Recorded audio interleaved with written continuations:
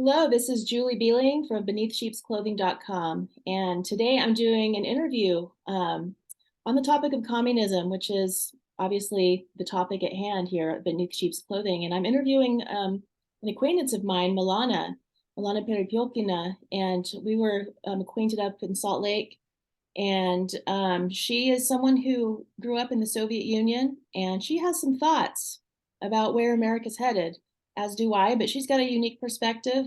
Not everyone in America has met someone or spoken with someone who grew up in the Soviet Union or a communist nation. And I think it's something that we all need to hear about. And so, Milana, thank you so much for joining us. Of course, I think it's very important that we talk about this. And I think it's very important that more and more people become aware of what we have to say. Absolutely. So go ahead and I'm interested because I've never asked you about, your life in the Soviet Union, Estonia, I think. Yeah, I was born in Estonia when it was still part of the former Soviet Union. Right. And I was so excited to be part of the biggest, brightest, the most amazing, the most successful country in the world. I'm talking when I was a kid. Right. Because I was a brainwashed. I am going to be talking about brainwashing a lot Yeah. because no one knows that they're brainwashed. At least I wasn't aware of that. I didn't know that word. I was a happy kid. We had a very poor family. But what I was watching on TV, what I heard around me is that everyone else in the world lives much, much worse. So I thought, I am so lucky. And I like to write. And I said to myself, I'm going to grow up and become a journalist. I will be writing about the greatest country in the world. And I did start writing. I enrolled in a young journalist school when I was pretty young. And because I went to different summer camps for kids, I could see the difference between summer camps for Russian kids who lived in Estonia and summer camps for Estonian kids. Hmm. And the difference was huge. Russian summer camps were militarized. So yeah, imagine that little kids, but marching and getting ready for war. You're talking about young pioneer camps. Yeah. For those who aren't familiar, it's like the Soviet Union version of the Scouts, the young pioneers preparing children to go into the Communist Party, at least the ones that passed muster. Yeah. And so the difference was huge. In the Estonian camp, we were running around, playing games, swimming. I was climbing trees. And so as a young journalist, I wrote about it in an article because I was part of the biggest newspaper in Estonia at the time.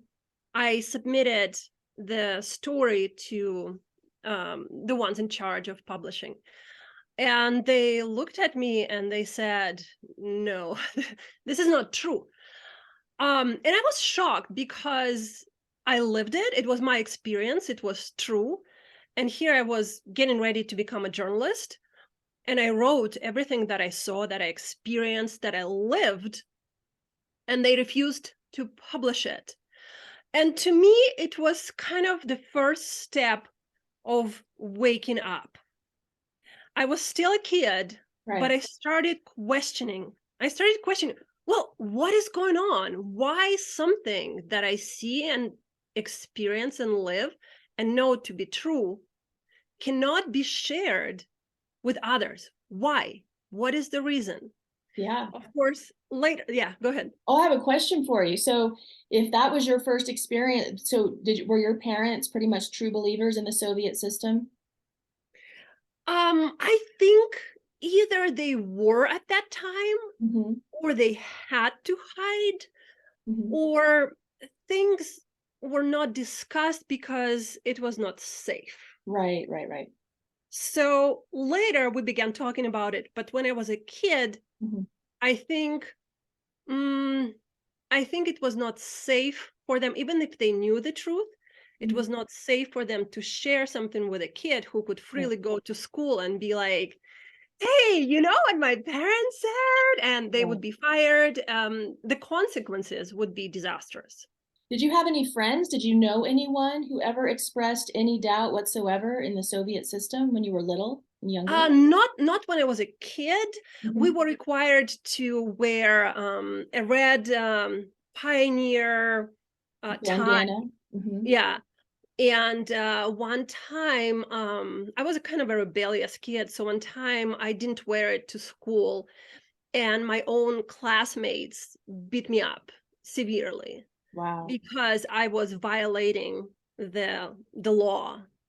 Not the teachers, not anyone in charge, but my classmates. And I'd like you to remember that, because what I will be talking later will be very important for my experience here in the United States. Yeah. People who beat me up and abused me were my neighbors and my classmates. Wow. But back to journalism, I still was a true believer that maybe I don't have enough experience. And when I go to journalism school, get a degree, I would be able to write about truth and I will be heard. So I did get into a great journalism school in Russia. I moved from Estonia to Russia. And then I got an offer to continue studying journalism here in the United States. I got a fellowship. So I moved to the United States, and things to me were so shocking. I can't even tell you how shocked I was that people were speaking freely about the president at the time. And I was like, you can't say that, right? You're going to be in trouble. What are you doing? I was so brainwashed to not say what I had to say, what I knew to be true. Right. I thought it was not safe. Right. Well, it wasn't safe. Yeah, and You're right. it took me some time to figure out, oh, maybe this is a different world. Maybe here is an amazing country where everyone is free to say what they see and believe to be true, what they experience. I I can't even tell you how happy I became, because it was like I got into a fairy tale. I was, oh my gosh, journalism in a country where you can see something and you write about it and you get published. Hallelujah. So I got into MSN. MSN is Microsoft News in 1995. It Okay. was just created by Bill Gates. Right. And I was one of the first online journalists in the United States. Wow. So I got invited to Seattle to work with that team.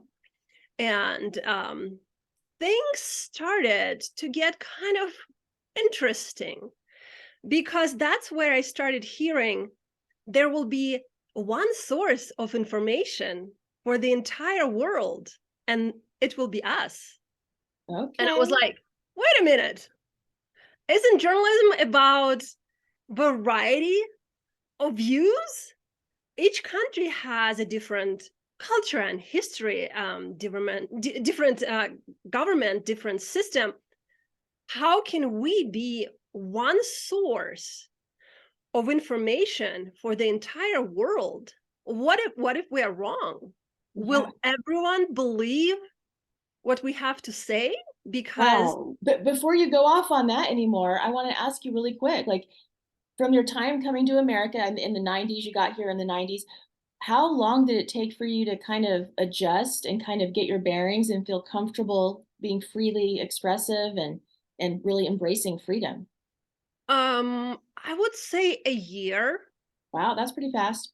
Yeah, because I felt really safe. I'll tell you why. Mhm. People were smiling. I Mhm. grew up somewhere where smiling is not the cultural norm, and you know that. People Yes. outside will not greet you with a happy smile, will not ask you, "Hey, how are you?" Mhm. That's not a cultural norm when I was a kid. Right. And still, right now, it's not very typical Can in I Russia. tell you, can I tell you why I think that is? And you can tell me if you think I'm wrong. Go ahead. Because my experience, well, I actually found that I did spend some time in some teeny tiny towns in the countryside of Russia, and I did find those people were incredibly friendly, just like people in small towns in America, greeting strangers. But in the cities in Russia, no, you don't smile at strangers, no. I think it could be residual trauma from the Stalinist purges and from the implementation of communism, really um, causing people to fear those that they didn't know because people were being turned in as enemies of the state left and right. And I think that just made people put up walls against outsider, people outside their circles of friends. That's my theory. I agree, and that's the that's what happened to my family. My great grandma and my great grandpa, they lived in a village. Everyone was equally poor, Mm-hmm. but because they were very hardworking, they built themselves a house that was slightly bigger than other houses in the village. Were they kulaks, Milana? They had 4 kids and they had potatoes. Remember, a slightly bigger house, 4 kids. One of them, my grandma, and they grew potatoes. And yeah, they were They were sent. branded as kulaks. Yeah. And their own neighbors came and said, "These are the richest people." The house was still small. It was just bigger than other houses in the village. Yeah, the kulaks were slightly more well-off peasants. They were still poor. Yeah, and they worked hard. They worked really hard, and they were simply kicked out of the house. Great grandfather was supposed to be killed, but he was able to run away. But my grandma Hold and on, he was supposed to be killed because he worked hard and was slightly more well-off than other peasants. yeah, This yeah, was what happened in the Soviet Union. For those who aren't familiar, it's called dekulakization, and it was the purging of the slightly more well-off peasantry because they were somehow oppressors of the more poor. So what communism does is it destroys those who are more successful and work hard and have more initiative. It just eats them up, and it's like this meat grinding machine. And anyways, it's horrifying. and that will be relevant to our conversation later, to the Yes, current day. Just it's yes. a very, very good reminder for me that my grandma was kicked on the street, literally on the street. They had she great grandma had no job. She was stay-at-home mom with 4 little kids, and now she had no job, no house. Her husband ran away to hide, and Because he was going to be executed because he was a hardworking correct, peasant. correct. He later was found and he was executed. And the story is really bad. Maybe someday I will share it, but I want to get to the other more important things of me waking up in the United States from Okay. the pink colored glasses that I wore for a while. Remember, from hearing that story and from living in the former Soviet Union, I went to the country that I thought for sure was the greatest, the best, the most amazing, the freest. I don't know how to say how happy I was. I thought I found true paradise, and I even left journalism because at some point I thought, well, there's nothing for me to do here. Everyone speaks freely. I don't have to fight. There's no point of being a journalist because look, everyone is happy, and I don't have to do anything to change the society. And I became a citizen. And I asked someone, I wish I could remember, I asked someone, how do I vote? Because look, everyone is just living the best life. I had 2 bags when I came to the United States.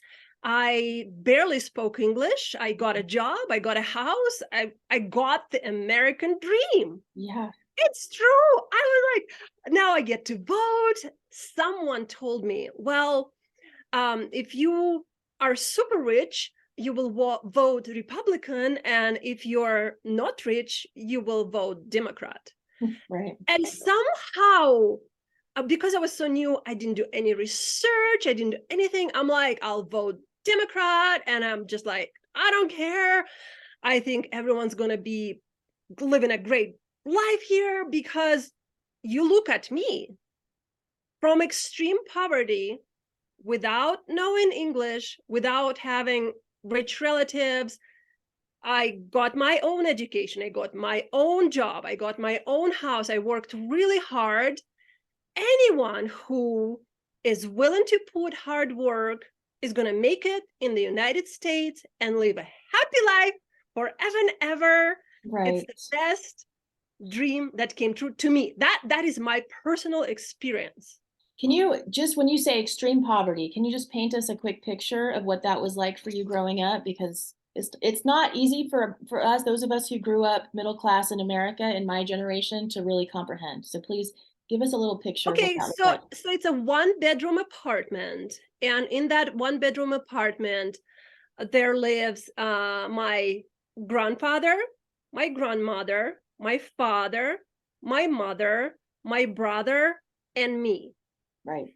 And it's a very, very small one-bedroom apartment. It's really tiny.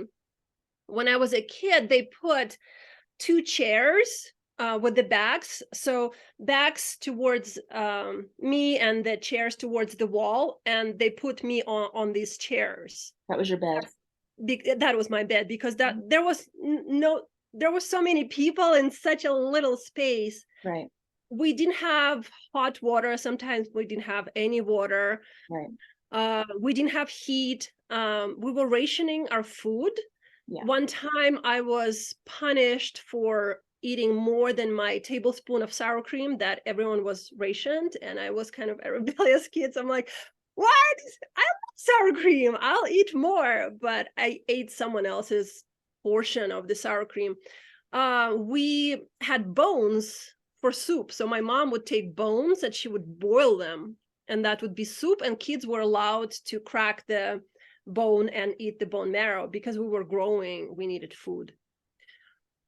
Did you Anyways, guys have a dacha? Did you guys grow your own fruits and vegetables? not right away, No. later, Later. and that became a source for our food. But main source for our food was foraging.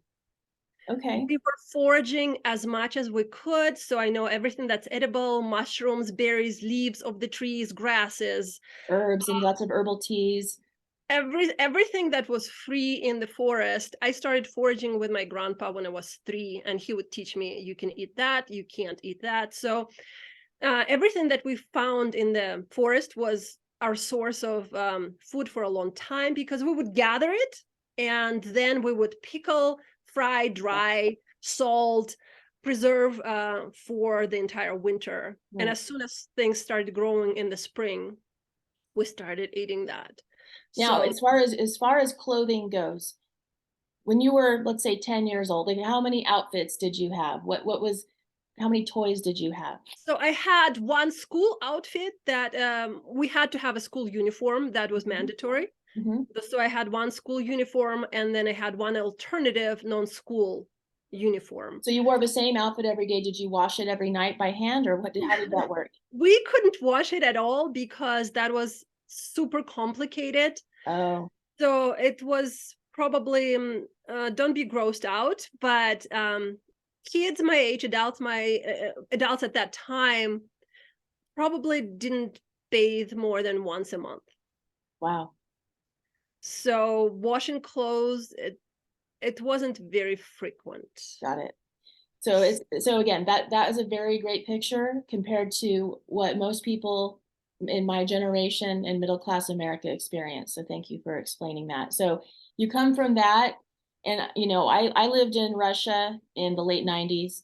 So it was still fairly soon after the collapse of the Soviet Union, and I definitely saw a lot of people still living in the average take home pay at that time was $30 a month for the people in the Volga region of Russia where I was living, and people were having to grow much of their own produce or have a family member, and if they didn't, then they would be now malnourished and they Exactly. would not be able to have enough nutrients. So Yeah, I was called a stick.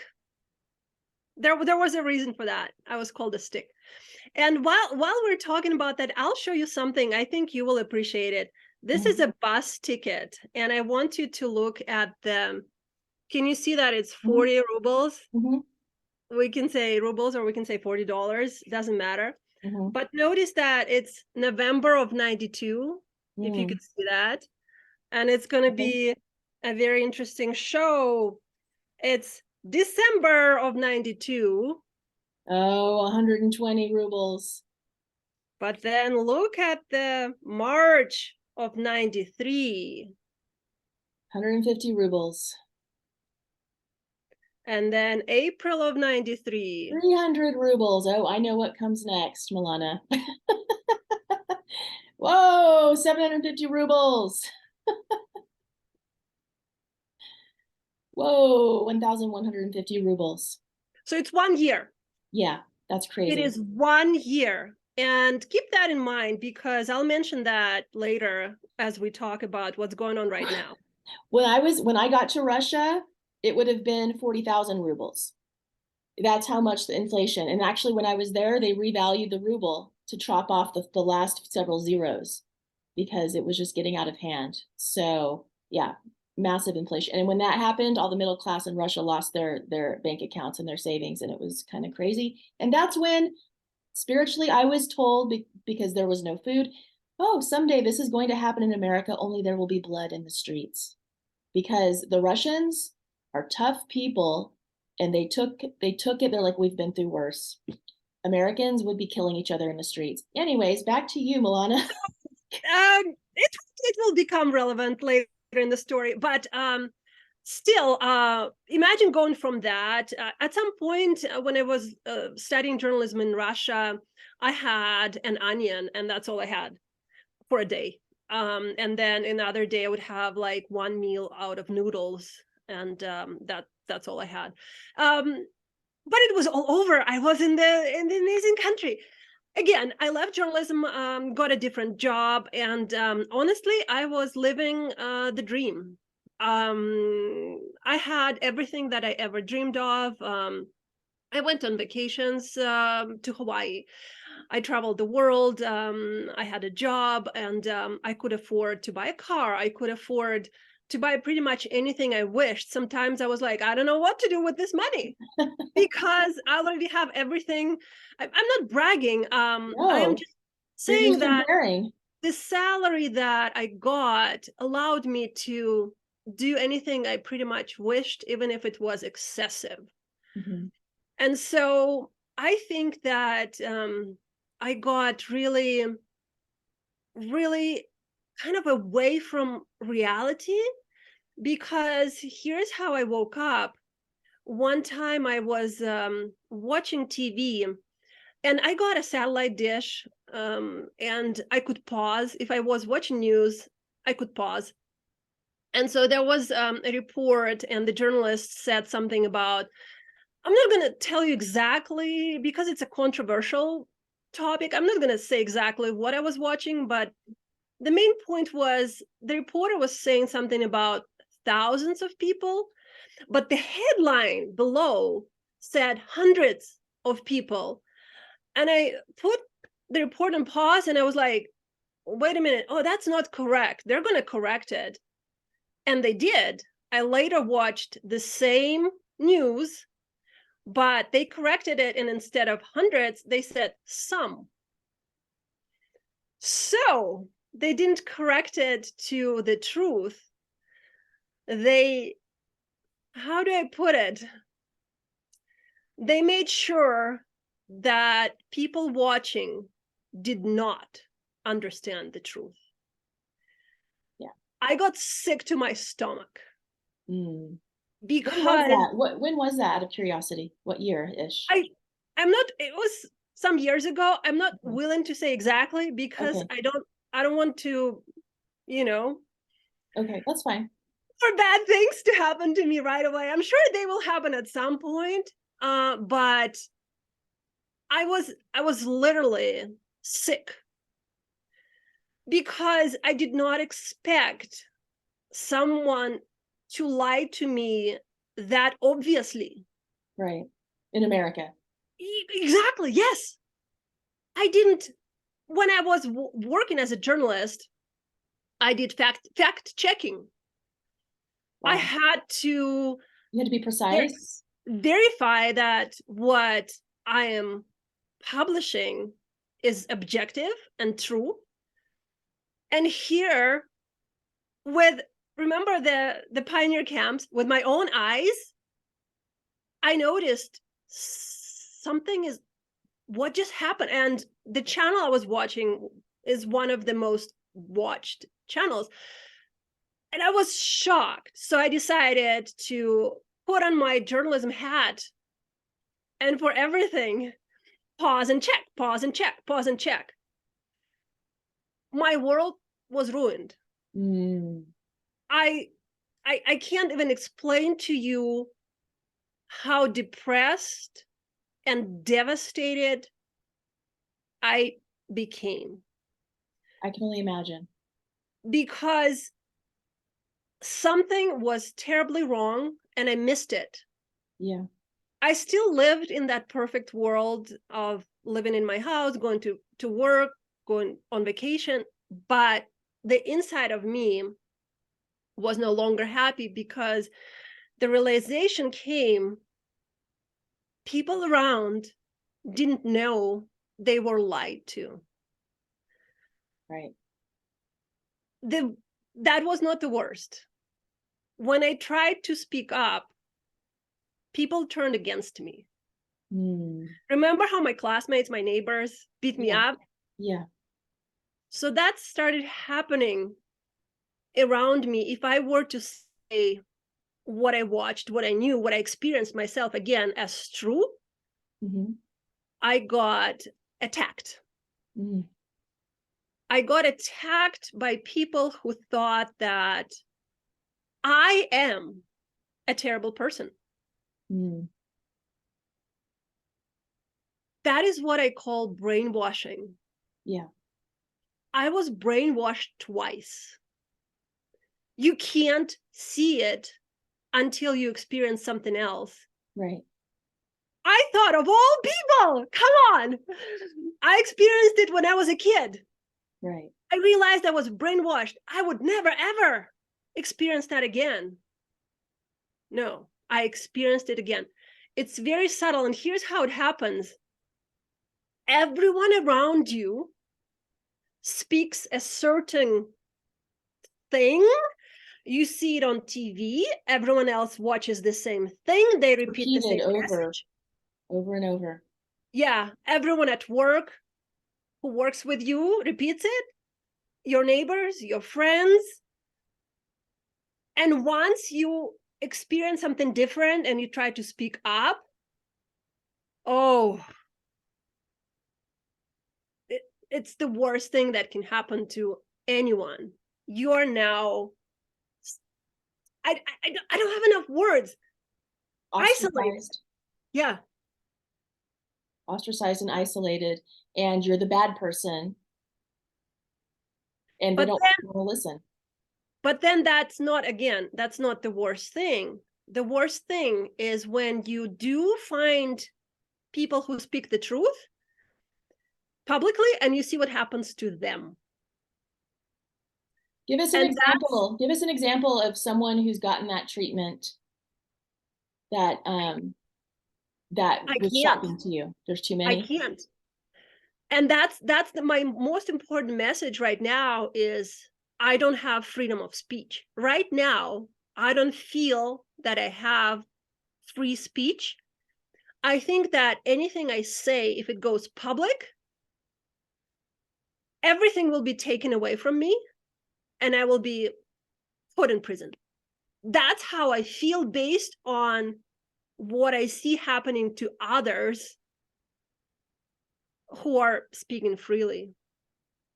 And that's devastating. So somehow I have a dilemma. Yeah. I don't want to get killed. I don't want my family to suffer, but I want others to start questioning what is happening around us. What is going on? The country that I was so happily living in is changing in front of my eyes and becoming more and more as the country where I lived when I was a kid. And I don't understand how we can stop it.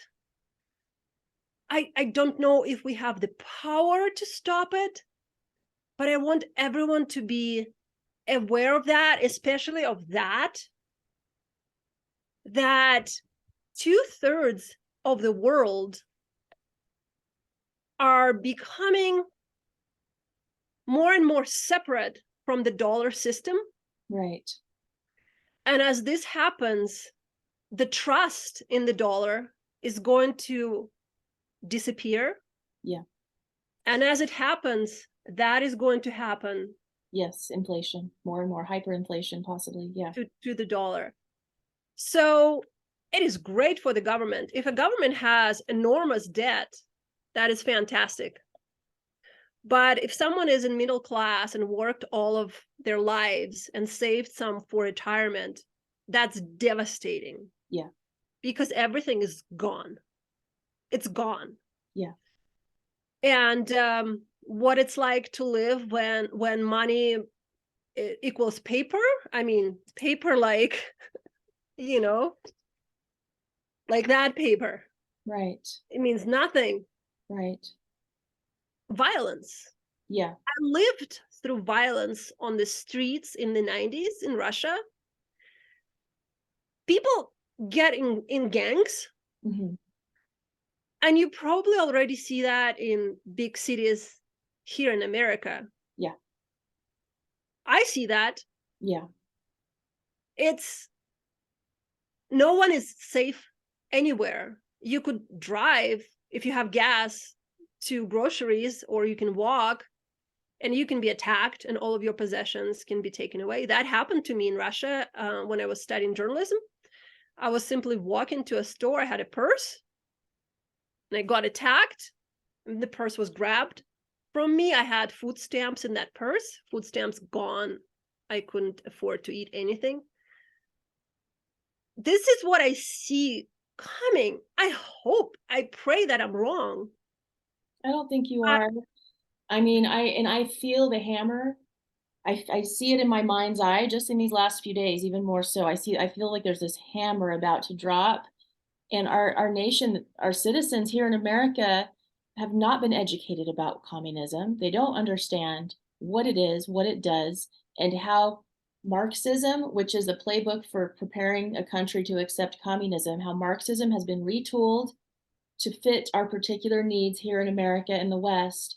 And it's capitalizing on our weaknesses.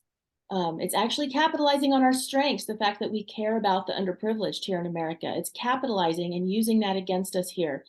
And I'm already, Milana, I lived in Russia. I was a missionary. I came back and I got my master's in Russian and East European studies, Russian language and literature, studying Soviet history in depth in primary sources. I cried every day the semester that I studied Soviet history and the dissident Soviet literature.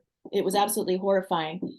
And hold on a second. My son is knocking. How do I pause this? Hold on a second. So it was emotionally devastating for me because I had already lived in Russia and I already had fallen in love with the people of Russia.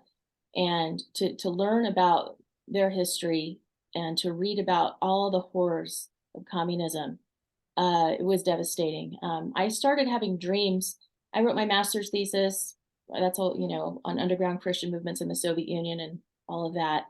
I started having dreams a few years after that about me being in a concentration camp in America. And I didn't know what it meant. I hope that is not the case for me. But the problem is we have very little time in which to try to alert as many people as possible in this country as to what's coming. I Yeah. think we can prevent we can prevent things from going fully in effect, I think, but we're not going to prevent major cataclysm at this point. It's too late. The most important message that I have, no matter what the government does or says, don't turn on your neighbor. Yes. Don't turn on your family. Don't believe everything that you watch and hear. Become or stay kind to people around you, even during the worst times. I remember when I didn't have any food to eat, there was always someone kind who would share little that they had. They had almost nothing, but they would share something to me. The worst came out of people and the best came out of people. So I hope that those who are listening, terrible times are coming, that you somehow bring the best Yes, out of you, not the worst. That we don't become animals who attack each other, but become soul spirits who support each other, even during the worst times. absolutely. Milana, I'll have to interview you again because I think you probably would have more to share, but we're running out of time right now. Thank you so much for taking this time to share your personal life experiences and where, if people want to connect with you in any way, shape, or form, or how can they do that? Or I have two books that yes, I wrote a little bit. There will be some stories that I shared. They're available on Amazon if you want to read more about me or my experiences.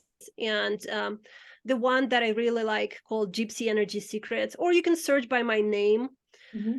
And you can find the second book, Dark Chocolate for the Soul, also there. There is email. You can contact me and you can share what you think is going on with the world. I will be absolutely happy to support you and to do anything I can to prevent the worst from happening. Thank you so much. Thank you. Um, and then also, if people are wanting to understand more of the Marxist plots here in America, you can grab my book, Beneath Sheep's Clothing, The Communist Takeover of Culture in the USSR and Parallels in Today's America, which is in process of becoming a documentary. You can go to beneathsheepsclothing.com also and take a look at some of my other videos and other things coming out. But thank you, Milana. That's a really, really high note, I think, to end on, that really and truly how we treat other people. And we can treat other people, all people, with kindness and stand up for truth at the same time. Yeah, And that's I guess my little 2 cents that I would add to that. Thank you so much. I would love to talk with you again another time. I'm me gonna go too. ahead Yeah. and stop this now. Thank you so much.